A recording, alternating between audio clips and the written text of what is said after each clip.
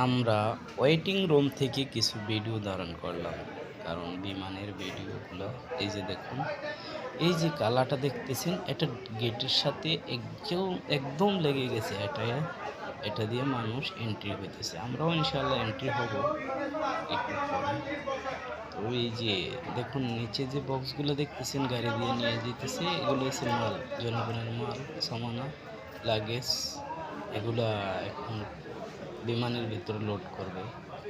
আপনারা ভাবতে পারেন যে একটা বিমান কতটুকু লোড আনা নেওয়া করতে পারে।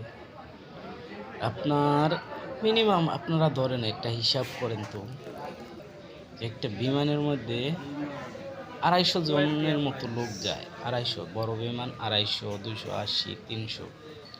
তো একটা লোকের মিনিমাম ওজন গড়ে ধরেন 50 কিলো।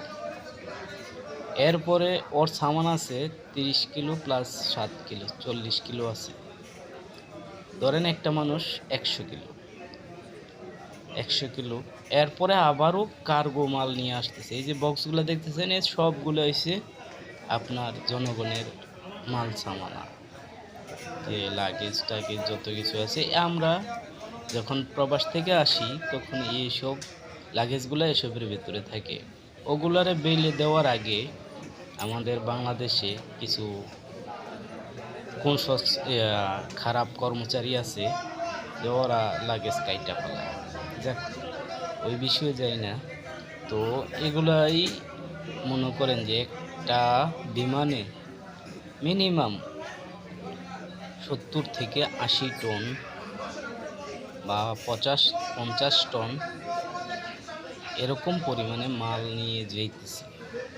মানে কি, যাহাকে 300 জনের ধরেন গড়ে ওই জায়গায় হয়ে যায় অনেক কিছু, অনেক, প্রায় 30 টনের কাছাকাছি।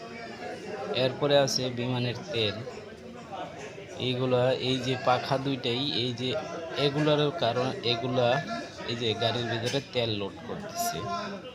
যে দেখতেছেন যে একটা লাইট হলুদ আলো মারতেছে।